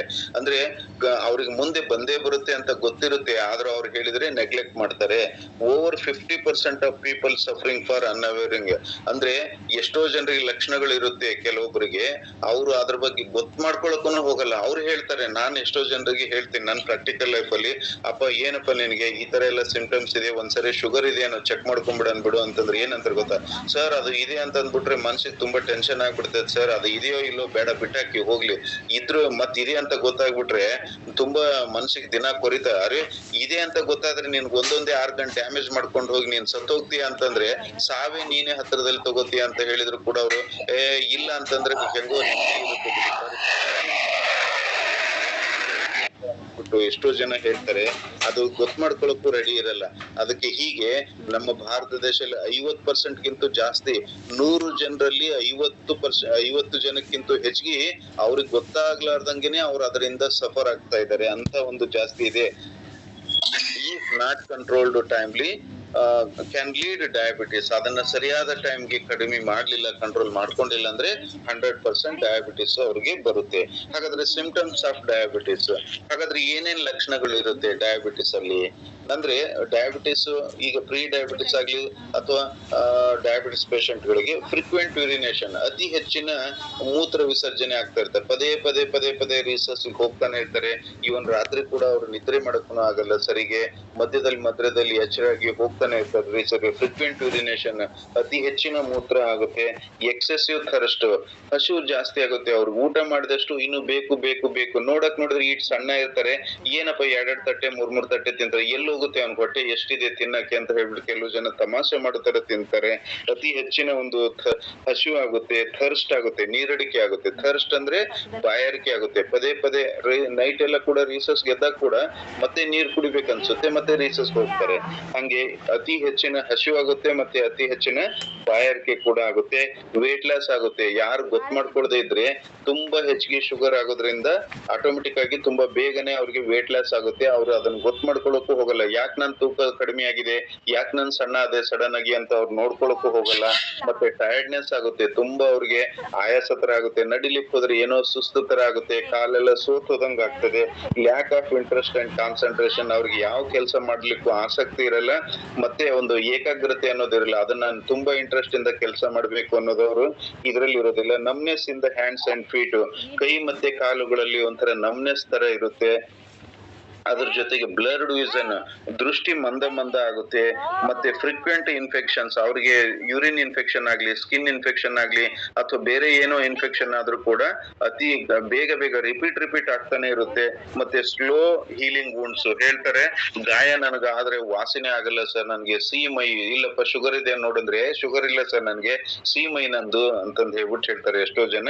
ಎಸ್, ಹಾಗಾದ್ರೆ ಗಾಯ ಆದ್ರೆ ಗಾಯ ಕೂಡ ವಾಸಿ ಆಗಲ್ಲ. ಇದೆಲ್ಲ ಶುಗರ್ ಇರೋರಲ್ಲಿ ಕಂಡು ಬರ್ತಕ್ಕಂತ ಲಕ್ಷಣಗಳು. ಹಾಗಾದ್ರೆ what health problems can people with diabetes develop? ಈ ಒಂದ್ ವೇಳೆ ನಾವು ಶುಗರ್ ಅನ್ನ ಕಂಟ್ರೋಲ್ ಮಾಡ್ಕೊಂಡಿಲ್ಲ ಅಂತಂದ್ರೆ ಅವರಲ್ಲಿ ಏನೆಲ್ಲ ತೊಂದರೆಗಳು ಆಗ್ಬೋದು ಅಂತ ನೋಡೋದಾದ್ರೆ, ಕಾಂಪ್ಲಿಕೇಶನ್ಸ್ ಆಫ್ ಡಯಾಬಿಟಿಸ್, ಅಂದ್ರೆ ನಾವು ಡಯಾಬಿಟಿಸ್ ಅನ್ನ ಕಂಟ್ರೋಲ್ ಅಲ್ಲಿ ಇಟ್ಕೊಂಡಿಲ್ಲ ಅಂತಂದ್ರೆ ಏನ್ ತೊಂದರೆ ಆಗ್ಬೋದು ಅಂತ ನೋಡೋದಾದ್ರೆ, ಬ್ಲೈಂಡ್ನೆಸ್ ಆಗುತ್ತೆ, ಅಂಧತ್ವ ಬರುತ್ತೆ. ನೋಡಿ, ಕೆಲವೊಬ್ಬರಿಗೆ ಶುಗರ್ ಅನ್ಕಂಟ್ರೋಲ್ಡ್ ಇರೋದ್ರಿಂದ ಕಣ್ಣಿನ ಒಂದು ತೊಂದರೆ ಕಂಡು ಬರುತ್ತೆ, ಅಂಧತ್ವ ಬರುತ್ತೆ, ಮತ್ತು ಸ್ಕಿನ್ ಇನ್ಫೆಕ್ಷನ್ಸ್, ಚರ್ಮದ ತೊಂದರೆ ಕಂಡು ಬರುತ್ತದೆ, ನರ್ವ್ ಡ್ಯಾಮೇಜ್, ನರಗಳು ಡ್ಯಾಮೇಜ್ ಆಗುತ್ತೆ, ಫುಟ್ ಆಂಪುಟೇಷನ್, ಪಾದಗಳನ್ನ ಕಟ್ ಮಾಡುವಂತ ಸಂದರ್ಭಗಳು ತುಂಬಾ ಶುಗರ್ ಇರೋ ಪೇಷಂಟ್ ಗಳಲ್ಲಿ ಕಂಡು ಬರುತ್ತದೆ. ಕಿಡ್ನಿ ಡಿಸೀಸ್ ಇಂದ ಸಾಯ್ತಾರೆ, ಹಾರ್ಟ್ ಫೇಲ್ಯೂರ್ ಆಗುತ್ತೆ, ಫರ್ಟಿಲಿಟಿ ಬಂಜೆತನ ಪ್ರಾಬ್ಲಮ್, ಫ್ಯಾಟಿ ಲಿವರ್ ಆಗುತ್ತೆ, ಮತ್ತೆ ಡಿಪ್ರೆಷನ್, ಖಿನ್ನತೆಗೆ ಹೋಗ್ತಾರೆ, ಮತ್ತೆ ಗಮ್ ಡಿಸೀಸ್, ವಸಡು ಮತ್ತೆ ಹಲ್ಲಿನ ಪ್ರಾಬ್ಲಮ್. ಶುಗರ್ ಇರೋ ಪೇಷಂಟ್ ಗಳಲ್ಲಿ ತುಂಬಾ ಹಲ್ಲುಗಳು ಬೇಗ ಲೂಸ್ ಆಗಿ ವಸಡೆಲ್ಲ ಇನ್ಫೆಕ್ಷನ್ ಪದೇ ಆಗ್ತಾ ಇರ್ತದೆ. ಗಮ್ ಡಿಸೀಸ್ ಆಗೋದ್ರಿಂದ ಅವರಲ್ಲಿ ಹಲ್ಲು ಕೂಡ ಬೇಗ ಕಳ್ಕೊಂಡ್ಬಿಡ್ತಾರೆ, ಏನು ಊಟ ತಿನ್ಲಿಕ್ಕೂ ಆಗೋದಿಲ್ಲ ಅಂತ ಪರಿಸ್ಥಿತಿ ಆಗುತ್ತೆ. ಇನ್ನೊಂದ್ಸರಿ ನೋಡಿ, ಬ್ಲೈಂಡ್ನೆಸ್, ಅಂಧತ್ವ, ಸ್ಕಿನ್ ಇನ್ಫೆಕ್ಷನ್ಸ್, ಚರ್ಮದ ತೊಂದ್ರೆ, ನರ್ವ್ ಡ್ಯಾಮೇಜ್, ನರಗಳ ತೊಂದ್ರೆ, ಫೂಟ್ ಆಂಪುಟೇಷನ್, ಕಾಲಿಗೆ ಗಾಯ ಆಗೋದ್ರಿಂದ ಅದನ್ನ ನೆಗ್ಲೆಕ್ಟ್ ಮಾಡಿದ್ರೆ ಕಾಲ್ ಕಟ್ ಮಾಡುವಂತ ಸಂದರ್ಭ ಶುಗರ್ ಪೇಷಂಟ್ ಗಳಲ್ಲಿ ಜಾಸ್ತಿ ಕಂಡು ಬರುತ್ತೆ. ಕಿಡ್ನಿ ಡಿಸೀಸಸ್ ಜಾಸ್ತಿ ಆಗ್ತದೆ, ಹಾರ್ಟ್ ಫೇಲ್ಯೂರ್, ಫರ್ಟಿಲಿಟಿ ಬಂಜೆತನ, ಫ್ಯಾಟಿ ಲಿವರ್ ಡಿಸೀಸ್, ಮತ್ತೆ ಡಿಪ್ರೆಷನ್, ಖಿನ್ನತೆಗೊಳಗಾಗ್ತಾರೆ. ಅದ್ರ ಜೊತೆಗೆ ಗಮ್ ಡಿಸೀಸಸ್ ಅಂದ್ರೆ ಓವರ್ ಹೆಲ್ತ್ ಕೆಟ್ಟ ಹೋಗ್ತದೆ ಅವ್ರದ್ದು. ಗಮ್ ಇನ್ಫೆಕ್ಷನ್ ಆಗ್ತಾ ಅದು ಬಾಯಿ ವಾಸನೆ ಬರೋದಾಗ್ಲಿ, ಅಲ್ಲಿ ಬ್ಯಾಕ್ಟೀರಿಯಾ ಗ್ರೋತ್ ಆಗಿ ಹಲ್ಲುಗಳು ಇದು ಕೂಡ ಲೂಸ್ ಆಗಿ ಹಲ್ಲುಗಳು ಬೇಗ ಉದುರು ಹೋಗುವಂತ ಸಂದರ್ಭಗಳು ಬರುತ್ತೆ. ಅದರಿಂದ ಅವ್ರಿಗೆ ಏನು ತಿನ್ಲಿಕ್ಕಾಗಲ್ಲ. ಇದೆಲ್ಲ ಏನಂದ್ರೆ ಕಾಂಪ್ಲಿಕೇಶನ್ಸ್ ಆಫ್ ಡಯಾಬಿಟಿಸ್. ನಾವು ಒಂದ್ ವೇಳೆ ಶುಗರ್ ಅನ್ನ ಕಂಟ್ರೋಲ್ ಅಲ್ಲಿ ಇಟ್ಕೊಂಡಿಲ್ಲ ಅಂದ್ರೆ ಇಷ್ಟೆಲ್ಲ ತೊಂದರೆಗಳು ಬರುತ್ತೆ. ಹಾಗಾದ್ರೆ ವೈ ಶುಡ್ ವಿ ಬಾದರ್? ಯಾಕೆ ನಾವು ಅದ್ರ ಬಗ್ಗೆ ಅಷ್ಟೊಂದು ತಲೆ ಕೆಡಿಸ್ಕೋಬೇಕು ಅಂದ್ರೆ, ಶುಗರ್ ಇದೆ ಅಂದ ತಕ್ಷಣನೇ ಯಾಕೆ ತಲೆ ಕೆಡಿಸ್ಕೋಬೇಕಂದ್ರೆ, ಹಾಗಾದ್ರೆ ಶುಗರ್ ಇರ್ಲಾರ್ದವ್ರಿಗೆ ಹಾರ್ಟ್ ಅಟ್ಯಾಕ್ ಆಗಲ್ವಾ, ಶುಗರ್ ಇರ್ಲಾರ್ದವ್ರಿಗೆ ಕಿಡ್ನಿ ಪ್ರಾಬ್ಲಮ್ ಆಗಲ್ವಾ ಅಂತ ನಾವು ನೋಡೋದಾದ್ರೆ, ಬಟ್ ಅಲ್ಲಿ ಏನಾಗುತ್ತೆ ಅಂದ್ರೆ, people with high blood glucose levels are 25 times more likely to develop blindness. Sir, ಬೇರೆಯವರಿಗೆ BP ಇದ್ದವ್ರಿಗೂ ಕಣ್ಣಿನ ಪ್ರಾಬ್ಲಮ್ ಆಗುತ್ತೆ, ನಾರ್ಮಲ್ ಆಗಿ ಎಷ್ಟೋ ಜನ ಕಣ್ಣಿನ ತೊಂದರೆ ಆಗುತ್ತಲ್ಲ, ಯಾಕೆ ಶುಗರ್ ಇದ್ದವ್ರಿಗೆ ಆಗುತ್ತಾ ಅಂತ ಕೇಳೋದಾದ್ರೆ 25 ಪಟ್ಟು ಹೆಚ್ಚಿಗೆ ಬರೋ ಚಾನ್ಸಸ್ ಇರುತ್ತೆ ಅಲ್ಲಿ ಅಂತ. 25 times more likely develop blindness ಅಂತ ಹೇಳಿ, ಅಂದ್ರೆ ಅವ್ರಿಗೆ ಬೇಗನೆ ಮತ್ತೆ ಅತಿ ಹೆಚ್ಚಿನ ಇದರಲ್ಲಿ ಶೀಘ್ರವಾಗಿ ಅಂಧತ್ವ ಅಂದ್ರೆ ಕಣ್ಣನ್ನು ಕಳ್ಕೊಳ್ಳುವಂತ ಸಾಧ್ಯತೆ ಇರುತ್ತೆ. 15 times more likely to develop kidney disease. ಅಂದ್ರೆ ನಾರ್ಮಲ್ ಆಗಿ ಕೆಲವೊಬ್ಬರಲ್ಲಿ ಕಿಡ್ನಿ ಪ್ರಾಬ್ಲಮ್ ಏನ್ ಬರುತ್ತೆ ಅದಕ್ಕಿಂತ 15 ಪಟ್ಟು ಬೇಗನೆ ಬಂದಿರೋ ಸಾಧ್ಯತೆ ಇರುತ್ತೆ. 4 times more likely to suffer stroke. 4 ಪಟ್ಟು ಹೆಚ್ಚಿಗೆ ನಾರ್ಮಲ್ ಆಗಿ ಏನ್ ಸ್ಟ್ರೋಕ್ ಆಗುತ್ತೆ ಅದಕ್ಕಿಂತ 4 ಪಟ್ಟು ಹೆಚ್ಚಿಗೆ ಸ್ಟ್ರೋಕ್ ಆಗ್ತಕ್ಕಂಥ ಸಂದರ್ಭ ಇರುತ್ತೆ. 30 times more likely to undergo amputation. ಅಂದ್ರೆ ಆಕ್ಸಿಡೆಂಟ್ ಅಥವಾ ಬೇರೆ ಏನೋ ತೊಂದರೆಯಿಂದ ಕಾಲ್ ಕಟ್ ಮಾಡೋದ್ರಲ್ಲಿ ಏನ್ ಕಾಲ್ ತೆಗಿತಾ ಇದಾರಲ್ವಾ, ಬಟ್ ಈ ಶುಗರ್ ಇದ್ರೆ ಗಾಯ ವಾಸಿ ಮಾಡ್ಕೊಳ್ಳದೆ ಹೋದ್ರೆ 30 ಪಟ್ಟು ಹೆಚ್ಚಿಗೆ ಸಂದರ್ಭಗಳು ಒದಗಿ ಬರುತ್ತದೆ ಅಂತ. 2 to 4 times more likely to suffer heart attack. ಅಂದ್ರೆ ಈ ಶುಗರ್ ಅನ್ನ ಕಂಟ್ರೋಲ್ ಅಲ್ಲಿ ಇಟ್ಕೊಳ್ಳದೆ ಹೋದ್ರೆ ಅದರಲ್ಲಿ 2 ರಿಂದ 4 ಪಟ್ಟು ಹೆಚ್ಚಿಗೆ ಹಾರ್ಟ್ ಅಟ್ಯಾಕ್ ಆಗುವಂತ ಸಾಧ್ಯತೆಗಳು ಇರುತ್ತೆ. If limits medical proceeds and treatments. ಅಂದ್ರೆ ಇವನ್ನೆಲ್ಲ ನಾವು ಶುಗರ್ ಕಂಟ್ರೋಲ್ ಇಟ್ಕೊಂಡಿಲ್ಲ ಅಂದ್ರೆ ನಾರ್ಮಲ್ ಆಗಿ ಪ್ರತಿಯೊಬ್ಬರಿಗೂ ಏನಾದ್ರೂ ಒಂದು ತೊಂದರೆ ಬರುತ್ತೆ, ಬಟ್ ಅದಕ್ಕಿಂತ ಹೆಚ್ಚಿನ ಪ್ರಮಾಣದಲ್ಲಿ ಇದು ಬರೋ ಸಾಧ್ಯತೆ ಇರುತ್ತೆ ಶುಗರ್ ಕಂಟ್ರೋಲ್ ಅಲ್ಲಿ ಇರದೇ ಇರೋದ್ರಿಂದ ಅಂತ. ಹಾಗಾದ್ರೆ ಈಗ ಇಷ್ಟೊಂದು ಶುಗರ್ ಬಗ್ಗೆ ನೋಡಾಯ್ತು. ಇನ್ನು ಬೇರೆ ಪಾಯಿಂಟ್ಸ್ ಎಲ್ಲ ತುಂಬಾ ಇದೆ, ಬಟ್ ಇಷ್ಟೇ ಸಾಕು. ಯಾಕಂದ್ರೆ ಅದ್ರದ್ದು ಏನ್ ಈ ಶುಗರ್ ಪೇಷಂಟ್ಗೆ ಏನ್ ತೊಂದರೆಗಳು ಇರುತ್ತೆ ಅದನ್ನ ನಾವು ಕಂಟ್ರೋಲ್ ಅಲ್ಲಿ ಇಟ್ಕೊಂಡ್ರೆ ಏನ್ ಕಾಂಪ್ಲಿಕೇಶನ್ಸ್ ಆಗುತ್ತೆ ಅನ್ನೋದನ್ನ, ಮತ್ತೆ ಎಷ್ಟು ಪ್ರಕಾರದ ಸಕ್ಕರೆ ಕಾಯಿಲೆಗಳು ಇದೆ ಅನ್ನೋದು ಗೊತ್ತಾಯ್ತು. ಹಾಗಾದ್ರೆ ನಮ್ಮಲ್ಲಿ ನಮ್ಮ ಸಮೀರ್ ಸರ್ ಶುಗರ್ ಅನ್ನ ಕಂಟ್ರೋಲ್ ಮಾಡ್ಕೊಳ್ಳೋಕೆ ಅಥವಾ ಶುಗರ್ ಬರದೇ ಇರೋದಂಗೆ ಅಥವಾ ಬಂದ ಮೇಲೆ ನಾವು ಬ್ಯಾಲೆನ್ಸ್ ಅಲ್ಲಿ ಇರ್ಲಿಕ್ಕೆ ನಮಗೆ ಸರಿ ಸುಮಾರು ಪ್ರಾಡಕ್ಟ್ ಗಳನ್ನ ಕೊಟ್ಟಿದ್ದಾರೆ. ಅವ್ರಿಗೊಂದು ತುಂಬಾ ಥ್ಯಾಂಕ್ಸ್ ಹೇಳಲೇಬೇಕಾಗ್ತದೆ. ಯಾಕಂದ್ರೆ ಒಂದು ಶುಗರ್ ಬಂತು ಅಂತಂದ್ರೆ ಏನಾಗುತ್ತೆ ಅಂದ್ರೆ ಸ್ಲೋ ಪಾಯ್ಸನ್. ಯಾಕೆ ಸ್ಲೋ ಪಾಯ್ಸನ್ ಅಂದ್ರೆ ಅದು ಕಿಡ್ನಿ ಮೇಲೆ ತೊಂದರೆ ಕೊಡುತ್ತೆ, ಕಣ್ಣಿನ ಮೇಲೆ ತೊಂದರೆ ಕೊಡುತ್ತೆ, ಮತ್ತೆ ಹೃದಯದ ಮೇಲೆ ಹಾರ್ಟ್ ಮೇಲೆ ತೊಂದರೆ ಕೊಡುತ್ತೆ, ನರಗಳ ಮೇಲೆ ತೊಂದರೆ ಕೊಡುತ್ತೆ. ಹೀಗೆ ಎಲ್ಲ ಒಂದು ಆರ್ಗನ್ ಮೇಲೆ ಒಂದೊಂದೇ ಆರ್ಗನ್ ಅನ್ನ ಡ್ಯಾಮೇಜ್ ಮಾಡ್ತಾ ಹೋಗ್ತದೆ. ಬಟ್ ಆ ಶುಗರ್ ಅನ್ನ ಕಂಟ್ರೋಲ್ ಅಲ್ಲಿ ಇಟ್ಕೊಂಡ್ರೆ ನಾವ್ ಹೆಲ್ದಿ ಆಗಿರ್ತೀವಿ, ನಮ್ಮ ಆರೋಗ್ಯವನ್ನ ಚೆನ್ನಾಗಿ ಇಟ್ಕೋಬೇಕು. ಬರ್ಲಾರ್ದ ಹಾಗೆ ಮತ್ತೆ ಬಂದ್ಮೇಲೂ ಕೂಡ ಬ್ಯಾಲೆನ್ಸ್ ಆಗಿ ಇಟ್ಕೊಂಡು ನಮಗೆ ಬೇರೆ ಯಾವ್ದು ಶುಗರ್ ಇದೆ ಓಕೆ ಬ್ಯಾಲೆನ್ಸ್ ಮಾಡ್ಕೊಂಡು ಹೋದ್ರೆ ಬೇರೆ ಆರ್ಗನ್ ಡ್ಯಾಮೇಜ್ ಆಗಲ್ಲ. ಆ ಕಾರಣಕ್ಕೋಸ್ಕರ ನಮ್ ಸಮೀರ್ ಸರ್ ನಮಗೆ ಅನೇಕ ಪ್ರಾಡಕ್ಟ್ ಗಳನ್ನ ಕೊಟ್ಟಿದ್ದಾರೆ. ಅವುಗಳನ್ನ ಬಳಸ್ತಾ ಶುಗರ್ ಬಂದ್ರೆ ಅದನ್ನ ಕಂಟ್ರೋಲ್ ಮಾಡ್ಕೊಳ್ಬಹುದು, ಮತ್ತೆ ಬರದೇ ಇರದ ಹಂಗೆ ನೋಡ್ಬೇಕು ಅಂತ ಸಮಯ ಸಂದರ್ಭಗಳನ್ನ ನೋಡ್ಕೊಂಡು ನಾವು ಈ ನಮ್ಮಲ್ಲಿ ಇರ್ತಕ್ಕಂತಹ ಪ್ರಾಡಕ್ಟ್ ಗಳನ್ನ ಬಳಕೆ ಮಾಡ್ಬೇಕು, ಅದ್ರ ನಾಲೆಜ್ ತಗೊಂಡು. ಎಸ್, ಹಾಗಾದ್ರೆ ಪ್ರಾಡಕ್ಟ್ಸ್ ಆಫ್ ಡಯಾಬಿಟಿಸ್ ನಾವು ಏನೆಲ್ಲ ಕೊಡ್ಬೋದು ಶುಗರ್ ಪೇಷಂಟ್ ಗಳಲ್ಲಿ ಅಂದ್ರೆ, ಫಸ್ಟ್ ಆಫ್ ಆಲ್ ಎಲ್ರಿಗೂ ಗೊತ್ತಿದೆ ನೋನಿ ಕೊಡ್ಬೇಕಾಗ್ತದೆ. ನೋನಿ ಮತ್ತೆ ಫ್ಲಾಕ್ಸ್ ಆಯಿಲ್ ಕೂಡ ಕೊಡ್ತೀವಿ, ಡಿಟಾಕ್ಸ್ ಕೊಡ್ತೀವಿ, ಕೊರಿಯನ್ ರೆಡ್ ಜಿನ್ಸಿಂಗ್ ಕೊಡ್ತೀವಿ, all plant protein powder, amla juice, green tea, karela jamun, gluco health ಮತ್ತೆ ಮಲ್ಟಿ ವಿಟಮಿನ್. ಇಷ್ಟು ಸಾಮಾನ್ಯವಾಗಿ ಕೊಡ್ತೀವಿ ನಾವು. ನೋನಿ ಕೊಡ್ತೀವಿ ಸಾಮಾನ್ಯವಾಗಿ, flax oil, detox, Korean red ginseng, all plant protein, amla juice, green tea, karela jamun, gluco health, multi vitamin. ಹಾಗಾದ್ರೆ ಎಲ್ಲ ಪ್ರಾಡಕ್ಟ್ ಗಳನ್ನು ಒಟ್ಟಿಗೆ ಕೊಡ್ತೀವ? ಇಲ್ಲ, ಸಮಯ ಸಂದರ್ಭಗಳಿಗೆ ಅನುಸಾರವಾಗಿ ಕೊಡ್ತೀವಿ. ಎಸ್, ಹಾಗಾದ್ರೆ ನೋನಿ ಏನ್ ಮಾಡುತ್ತೆ ಅಂದ್ರೆ, ನೋನಿಯಲ್ಲಿ 09 ಮತ್ತೆ ಪ್ರೋ 09 ಇರೋದ್ರಿಂದ ಅಲ್ಲಿ ಏನ್ ಮಾಡುತ್ತೆ ಅಂತಂದ್ರೆ ಡ್ಯಾಮೇಜ್ ಆಗಿರ್ತಕ್ಕಂಥ ಬೀಟಾ ಸೆಲ್ಸ್ ಅನ್ನ ರಿಪೇರಿ ಮಾಡುವಂತ ಕೆಲಸ ಮಾಡಿ ಇನ್ಸುಲಿನ್ ಹೆಚ್ಚಿಗೆ ಉತ್ಪತ್ತಿ ಮಾಡುತ್ತೆ. ಅವಾಗ ಆಟೋಮೆಟಿಕ್ ಆಗಿ ಏನಾಗುತ್ತೆ ಅಂದ್ರೆ ಇನ್ಸುಲಿನ್ ಜಾಸ್ತಿ ಉತ್ಪತ್ತಿ ಆಗೋದ್ರಿಂದ ಟೈಪ್ 2 ಡಯಾಬಿಟಿಸ್ ಕಂಟ್ರೋಲ್ ಬರುತ್ತೆ. ಅದಕ್ಕೆ ನೋನಿ ತುಂಬಾ ಬೆಸ್ಟ್ ಆಕ್ಚುಲಿ ಪ್ರಾಡಕ್ಟ್. ಯಾಕಂದ್ರೆ ನಮ್ ಬೇಸಿಕ್ ಸೆಲ್ಸ್ ಮೇಲೆ ಕೊಡೋದ್ರಿಂದ ಪ್ರತಿಯೊಂದು ಪ್ರಾಬ್ಲಮ್ಗೆ ಕೊಡ್ಬೋದು. ಬಟ್ ಒಂದು ಮಾತ್ರ ಡಯಾಬಿಟಿಸ್ ಪೇಷಂಟ್ ಅಲ್ಲಿ ಒಂದು ನಾವು ಕೇಳ್ಕೊಳ್ಬೇಕಾಗಿರೋದೇನು ಅಂದ್ರೆ ಕಿಡ್ನಿ ಪ್ರಾಬ್ಲಮ್ ಯಾರಿಗಾದ್ರೂ ಇದೆಯಾ ಅಂತ. ಯಾಕಂದ್ರೆ ಡಯಾಬಿಟಿಸ್ ಇದ್ದಲ್ಲಿ ಕಿಡ್ನಿ ಪ್ರಾಬ್ಲಮ್ ಇದ್ದೇ ಇರುತ್ತೆ. ಅದಕ್ಕೆ ಕಿಡ್ನಿ ಪ್ರಾಬ್ಲಮ್ ಇದೆಯಾ ಅಂತ ಕೇಳ್ಕೊಂಡು ಕೊಡ್ಬೇಕು. ಯಾಕೆ ಅಂದ್ರೆ ನಮ್ಮ ನೋನಿಯಲ್ಲಿ ಪೊಟ್ಯಾಷಿಯಂ ಜಾಸ್ತಿ ಇರುತ್ತೆ. ಕಿಡ್ನಿ ಪ್ರಾಬ್ಲಮ್ ಇದ್ರೆ ಅಲ್ಲಿ ಪೊಟ್ಯಾಷಿಯಂ ಜಾಸ್ತಿ ಹೈ ನೋನಿಯಲ್ಲಿ ಇರೋದ್ರಿಂದ ಅಂಥವ್ರಿಗೆ ಮಾತ್ರ ನಾವು ಅದನ್ನ ಅವಾಯ್ಡ್ ಮಾಡ್ಬೇಕಾಗ್ತದೆ. ಅದು ಒಂದು ನಾವು ನೋನಿ ಕೊಡುವಾಗ ಶುಗರ್ ಪೇಷಂಟ್ ಗಳಲ್ಲಿ ಕಿಡ್ನಿ ಪ್ರಾಬ್ಲಮ್ ಇದೆಯಾ ಇಲ್ಲ ಅಂತ ಹೇಳ್ಬಿಟ್ಟು ಕಂಪಲ್ಸರಿ ತಿಳ್ಕೊಂಡು ಕೊಡ್ಬೇಕು.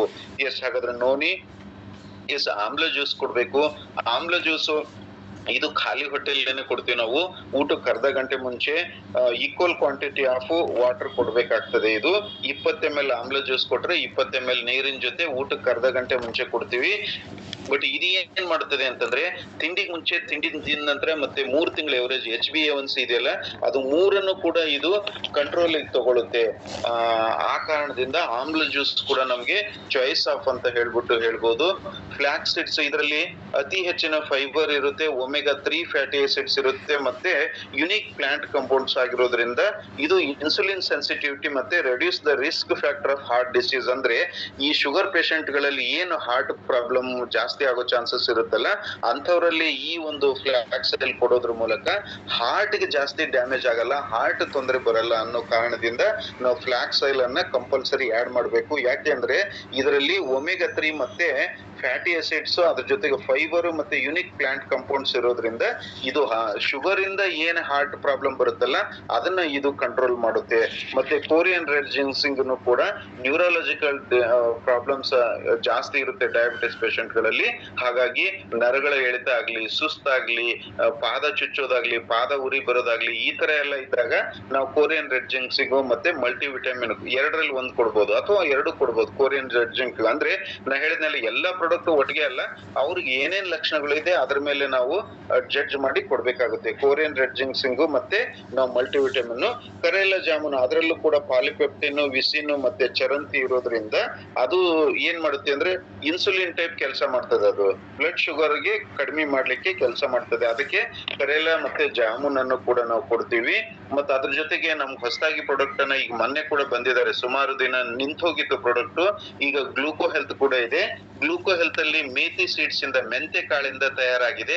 ಈಗ ನಿಮ್ಗೂ ಗೊತ್ತಿದೆ, ಸುಮಾರು ಜನ ಮೆಂತೆ ಕಾಳು ರಾತ್ರಿ ನೆನೆಸಿಟ್ಟು ಬೆಳಗ್ಗೆ ಅದನ್ನ ತಿಂದು ನೀರ್ ಕುಡಿತಾರೆ. ಅಂದ್ರೆ ಅದ್ರಲ್ಲಿ ಶುಗರ್ ಕಂಟ್ರೋಲ್ ಮಾಡ್ತಕ್ಕಂತಹ ಗುಣ ಇರೋದ್ರಿಂದ ಆ ಮೇಥಿ ಸೀಡ್ಸ್, ಮೆಂತೆ ಕಾಳಿಂದ ತಯಾರು ಮಾಡಿರ್ತಕ್ಕಂತಹ ಗ್ಲೂಕೋ ಹೆಲ್ತ್ ಟ್ಯಾಬ್ಲೆಟ್ ಕೂಡ ಇದೆ. ಈ ಗ್ಲೂಕೋ ಹೆಲ್ತ್ ಸಾಮಾನ್ಯವಾಗಿ 250 ಮೇಲೆ ಶುಗರ್ ಇದ್ರೆ ನಾವು ಬೆಳಗ್ಗೆ ತಿಂಡಿಗೆ ಮುಂಚೆ ಮತ್ತೆ ರಾತ್ರಿ ಊಟಕ್ಕೆ ಮುಂಚೆ ಅಡ್ವೈಸ್ ಮಾಡ್ತೀವಿ. 250ಗಿಂತ ಒಳಗಡೆ ಇತ್ತು ಅಂತಂದ್ರೆ ಊಟ ಆದ್ಮೇಲೆ, ತಿಂಡಿ ಆದ್ಮೇಲೆ ಕೊಡ್ಬೋದು. ಮೇನ್ 250 ಜಾಸ್ತಿ ಇದ್ದಾಗ ನಾವು ಬಿಫೋರ್ ಫುಡ್ ಕೊಡ್ತೀವಿ. ಹಾಗಾಗಿ ಗ್ಲೂಕೋ ಹೆಲ್ತ್ ಕೂಡ ನಾವು ಕೊಡ್ಬೋದು ಅಂತ ಹೇಳ್ತಾ ಎಸ್ ಇಲ್ಲಿವರೆಗೆ ನಾನು ಜಾಸ್ತಿ ಟೈಮ್ ತಗೊಂಡೆ ಅನ್ಸುತ್ತೆ. ಸ್ವಲ್ಪ ಲಾಸ್ಟ್ ಗೆ ಫಾಸ್ಟ್ ಆಗಿ ಹೇಳ್ದಕ್ಕೆ ಎಲ್ಲ ಸ್ವಲ್ಪ ಕವರ್ ಮಾಡ್ಬೇಕಾಗಿರೋ ಕಾರಣದಿಂದ ಎಸ್ ಹಾಗಾದ್ರೆ ನಮಗೆ ಸಮೀರ್ ಸರ್ ಒಂದು ಒಳ್ಳೆ ಅದ್ಭುತ ಪ್ರಾಡಕ್ಟ್ ಗಳನ್ನ ಕೊಟ್ಟಿದ್ದಾರೆ. ನಮ್ಮ ಆರೋಗ್ಯವನ್ನ ನಾವು ಕಾಪಾಡ್ಕೊಳ್ಳಕ್ಕೆ ನಾವು ಇವುಗಳನ್ನ ಬಳಕೆ ಮಾಡೋದ್ರ ಜೊತೆಗೆ ನಮ್ಮ ಆರೋಗ್ಯವನ್ನ ನೆಗ್ಲೆಕ್ಟ್ ಮಾಡದೆ ಅಲಕ್ಷ್ಯ ಮಾಡದೆ ನಮ್ಗೆ ಏನಾದ್ರೂ ತೊಂದ್ರೆ ಕಂಡು ಬಂದಿದೆ ಅಂದ್ರೆ ಅದನ್ನ ನಾವು ಸರಿ ಮಾಡ್ಕೊಳ್ಬೇಕಾಗಿರೋದು ನಮ್ ಜವಾಬ್ದಾರಿ ಆಗಿರುತ್ತೆ. ಯಾಕಂದ್ರೆ ಒಬ್ರು ಚೆನ್ನಾಗಿಲ್ಲ ಅಂದ್ರೆ ಇಡೀ ಮನೆ ವಾತಾವರಣ ಚೆನ್ನಾಗಿರಲ್ಲ. ಹಾಗಾಗಿ ಎಲ್ಲರ ಆರೋಗ್ಯ ಕಾಪಾಡ್ಕೊಳ್ಬೇಕಾಗಿರೋದು ಅವ್ರವ್ರ ಆದ್ಯ ಕರ್ತವ್ಯವಾಗಿರುತ್ತೆ. ಹಾಗಾದ್ರೆ ಆರೋಗ್ಯದಲ್ಲಿ ಏರಿಳಿತಗಳು ಕಂಡು ಬಂದಾಗ ಸಮೀರ್ ಸರ್ ಕೊಟ್ಟಿರ್ತಕ್ಕಂತ ನಮ್ಗೆ ಅದ್ಭುತ ಪ್ರಾಡಕ್ಟ್ ಗಳನ್ನ ನಾವು ಬಳಕೆ ಮಾಡ್ಕೊಂಡು ಮನೆಯವ್ರಿಗೂ ಕೊಟ್ಟು ನಮ್ಮ ಅಕ್ಕಪಕ್ಕದಲ್ಲಿರೋರ್ಗೆ ಅದನ್ನ ತಲುಪಿಸೋದ್ರ ಮೂಲಕ ನಾವು ಆರೋಗ್ಯವಂತ ಸಮಾಜವನ್ನ ಸೃಷ್ಟಿ ಮಾಡೋದ್ರಲ್ಲಿ ನಮ್ಮ ಪಾತ್ರ ಕೂಡ ಇಂಪಾರ್ಟೆಂಟ್ ಅಂತ ಹೇಳ್ತಾ ಎಸ್ ಇಲ್ಲಿವರೆಗೆ ನನಗೆ ಮಾತಾಡ್ಲಿಕ್ಕೆ ಅವಕಾಶ ಕೊಟ್ಟಿರ್ತಕ್ಕಂತಹ ನಿಮ್ಗೆಲ್ಲರಿಗೂ ಅಭಿನಂದನೆಗಳನ್ನು ಸಲ್ಲಿಸ್ತಾ ನನ್ನ ಸೆಷನ್ಗೆ ವಿರಾಮ ನೀಡ್ತೀನಿ. ಧನ್ಯವಾದಗಳು. Over to Rashmi ma'am. Thank you sir, thank you so much. Extra insulin ಕಮ್ಮಿ ಆದಾಗ ಶುಗರ್ ಜಾಸ್ತಿ ಆದಾಗ ನಾವ್ ಏನ್ ಮಾಡ್ಬೇಕು, ಅದಕ್ಕೆ ಅದ್ ಬರಕ್ ಮುಂಚೆ ಟೆಸ್ಟ್ ಮಾಡಿ ಏನ್ ತಗೋಬೇಕು ಅನ್ನೋದನ್ನ ಚೆನ್ನಾಗಿ ಹೇಳಿದ್ರು ಡಾಕ್ಟರ್ ಸಾಹೇಬ್ರು. ತುಂಬಾ ಚೆನ್ನಾಗಿ ಹೇಳಿದ್ರು. ಎಲ್ಲಾರ್ಗು ಬೇಕಾದದೇ ಕ್ಲಾಸು. ಥ್ಯಾಂಕ್ ಯು ಮೇಡಮ್ ಅವಕಾಶ ಕೊಟ್ಟಿದ್ದಕ್ಕೆ. Thank you ma'am, thank you. Extraordinary sharing. ನೀವು ಕೂಡ ಪ್ರತಿಯೊಂದನ್ನು ಬಳಸಿ ನಿಮ್ಮ ಆರೋಗ್ಯನ ಕಾಪಾಡ್ಕೊಳ್ತಾ ಬೇರೆಯವ್ರಿಗೂ ಕೂಡ ಆರೋಗ್ಯನ ಕೊಡಿಸ್ತಾ ಇದ್ದೀರಾ. ಗ್ರೇಟ್ ಮಾ, ಥ್ಯಾಂಕ್ ಯು. ನಿಮ್ಗೂ ಕೂಡ ಒಳ್ಳೇದಾಗ್ಲಿ. God bless you. ಗೋಜಿಬಿಡಿ ಗೋಮಿಲೇನರ್ಸ್. Thank you. Lata ma'am share ಮಾಡ್ಬೋದಾ? Good morning madam. Super smiling face. Doctor ಸರ್ಗೆ ಕೋಟಿ ವಂದನೆ ಅಂತಾನೆ ಹೇಳ್ಬೋದು ಮೇಡಮ್. ಯಾಕಂತಂದ್ರೆ ಈ ದಿನನಿತ್ಯ ನೋಡಿದ್ರೆ ಅವಾಗ ಅಲ್ಲೊಬ್ರು ಇಲ್ಲೊಬ್ರು ಸಾಯ್ತಿರೋದ್ ನೋಡ್ತಿದ್ವಿ. ಈಗ ಪೇಪರ್ ತೆಗೆದ್ರೆ ಬರೀ ಸಾವಿನ ಸುದ್ದಿನೇ. ಯಾಕಂದ್ರೆ ಚಿಕ್ಕವರೆಲ್ಲ ಹಾರ್ಟ್ ಅಟ್ಯಾಕ್ ಆಗ್ತಿರೋದು ಅದೆಲ್ಲ ನೋಡ್ತಿದೀವಿ ನಾವು ಕಣ್ಮುಂದೆ. ಈಗ ಶುಗರ್ ಬಂದ್ಮೇಲೆ ಯಾವ್ಯಾವ ತರ ಪಾರ್ಟ್ಸ್ ನಮ್ದೆಲ್ಲ ಹೋಗುತ್ತೆ ಅಂತ ಹೇಳಿದ್ದು ನಿಜ. ಒಂದೊಂದೇ ನಾವು ಕಾಯಿಲೆ ಬರಕ್ಕಿಂತ ಮುಂಚೆನೆ ಈ ತರ ಎಲ್ಲ ಪ್ರಾಡಕ್ಟ್ಗಳನ್ನೆಲ್ಲ ನಾವ್ ಯೂಸ್ ಮಾಡಿದ್ರೆ ತುಂಬಾ ಆರೋಗ್ಯಕರ ಜೀವನನ ಸಾಗಿಸ್ಬೋದು ಅಂತ ನಾನು ಹೇಳಕ್ ಇಷ್ಟಪಡ್ತೀನಿ madam.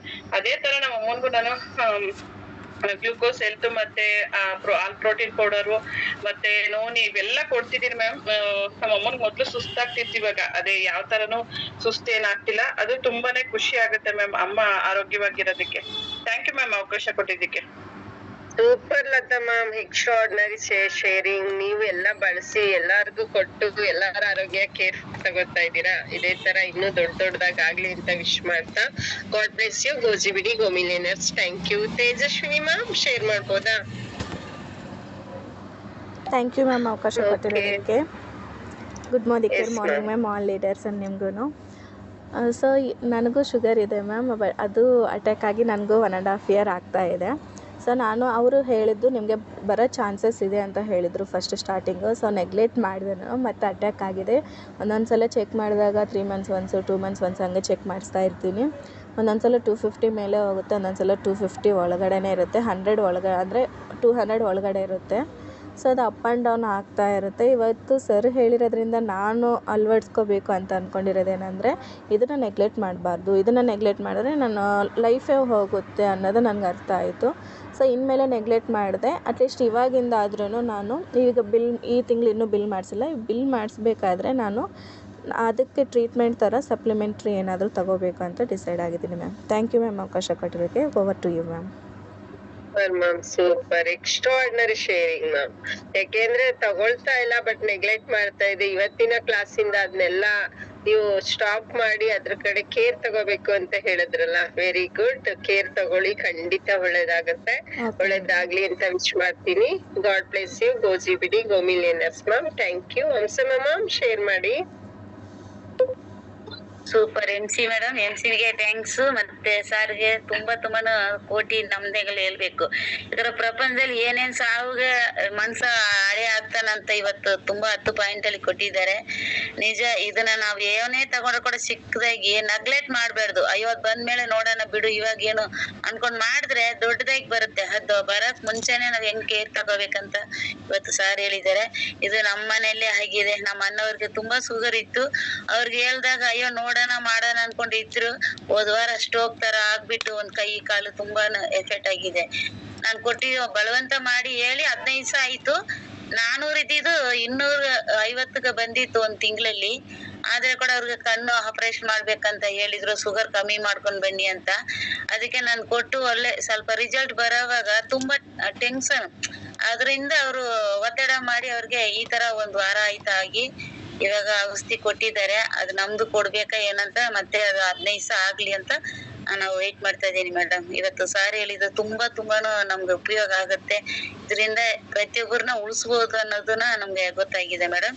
Thank you doctor sir, ಅವಕಾಶ ಸೂಪರ್ ಎಕ್ಸ್ಟ್ರಾರ್ಡಿನರಿ. ಆಲ್ರೆಡಿ ಕೊಟ್ಟು ಅವ್ರಿಗೆ ಶುಗರ್ ಕಡಿಮೆ ಮಾಡಿದೀರಾ ನಮ್ ಪ್ರಾಡಕ್ಟ್ಸ್ ಗಳನ್ನ.